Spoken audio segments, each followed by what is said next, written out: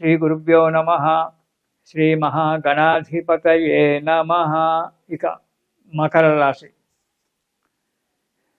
ఈ రాశి వారికి మార్చి 18 వరకు ఆదాయం 8, వ్యయం 14.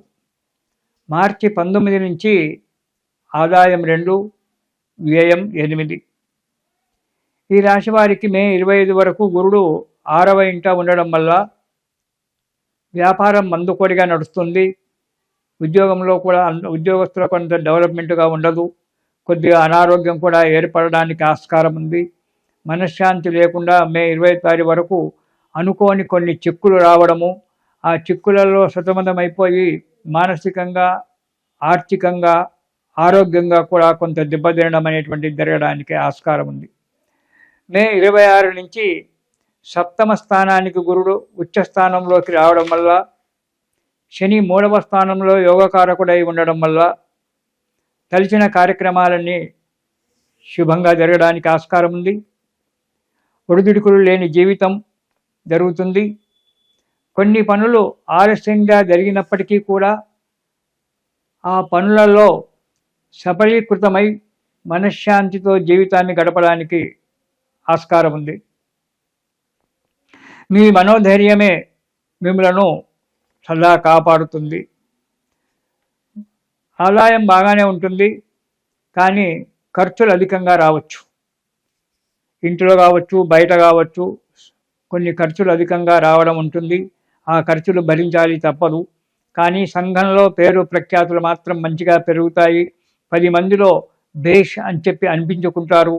వాటి గురించి మీరు ప్రయత్నం చేయడం కూడా జరుగుతుంది. మీ నమ్మకము, మీ మనోధైర్యమే మిమ్మలను సదా కాపాడుతుంది. కాబట్టి మనోధైర్యాన్ని వదిలిపెట్టక ఓపికతో, శ్రద్ధతో కనుక పనులు చేసినట్టయితే వాటిలో విజయం సాధించడానికి మనకు అనుకూలంగా ఉంటుంది. కాబట్టి మనోధైర్యాన్ని వదిలిపెట్టకండి.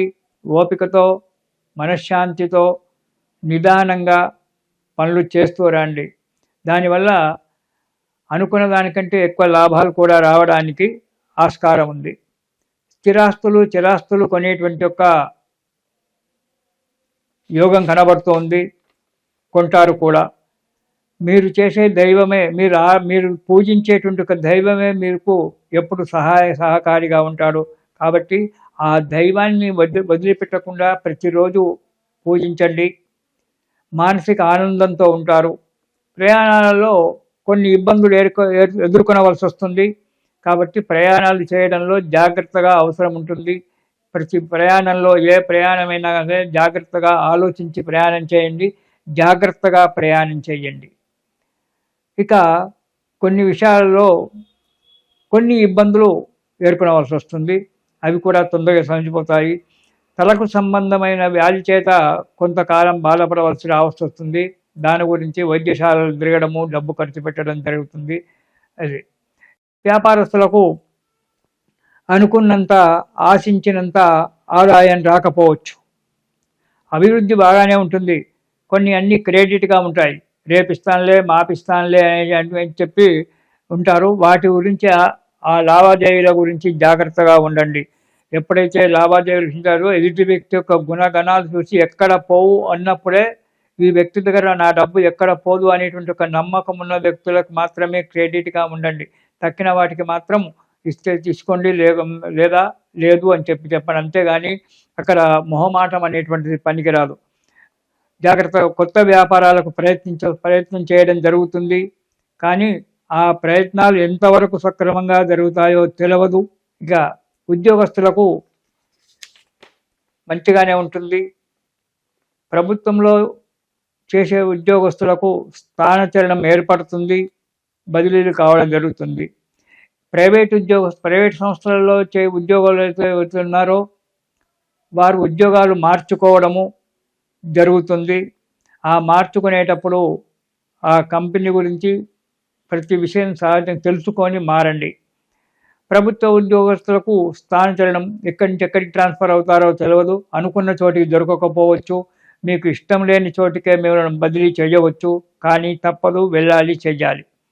మే 25 తర్వాత ఉద్యోగస్తులకు, కొంతమంది ఉద్యోగస్తులకు అంటే సీనియారిటీ ఉండి మంచి పని చేసేటువంటి ఉద్యోగస్తులకు ప్రమోషన్లు రావడం అనేటువంటిది జరుగుతుంది. నిరుద్యోగులకు ఉద్యోగాలు రావడం జరుగుతుంది. పర్మనెంట్ కాని వారికి పర్మనెంట్ కావడం జరుగుతుంది. కాబట్టి మే 26 నుంచి కొంతవరకు ఈ మకర రాశి వారికి 75% మంచి జరుగుతుంది. 25% మాత్రం దెబ్బతినవలసి వస్తుంది. జాగ్రత్తగా ఉండండి. ఇక విద్యార్థులకు చాలా కష్టపడవలసి వస్తుంది. విద్యార్థులు ఏ విషయంలో శ్రద్ధ పెట్టరు. తల్లిదండ్రి కానీ గురువు గారు కానీ చెప్పినటువంటి ఒక మాటలు వినరు. మాదే గొప్ప, మేమే గొప్ప అని చెప్పి మాట్లాడుతుంటారు. ఎదురు ప్రశ్నలు వేయడము, ఎదురు జవాబులు ఇవ్వడము ఇలాంటివి జరుగుతుంటాయి. విద్యార్థులకు శ్రమ తగ్గిపోతుంది. దానివల్ల విద్యార్థులకు అడుగు ముందుకు పడడం చాలా కష్టం. అనుకున్న కాలేజీలో సీటు దొరకకపోవడము, ఇబ్బందుల పాలవుతారు. కాబట్టి విద్యార్థులు చాలా కష్టపడి ప్రతి అడుగు కూడా జాగ్రత్తగా అడుగు ముందుకేయాలి. అప్పుడే కానీ వారికి విజయం సాధించడం జరుగుతుంది. వ్యాపారస్తులకు అనుకున్నంత, ఆశించినంత ఆదాయం రాకపోవచ్చు.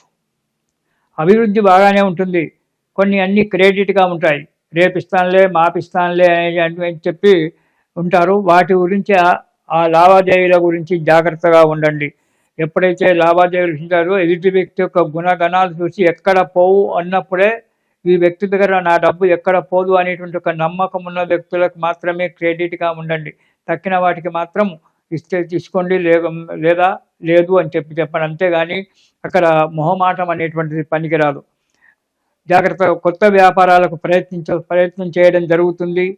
కానీ ఆ ప్రయత్నాలు ఎంతవరకు సక్రమంగా జరుగుతాయో తెలియదు.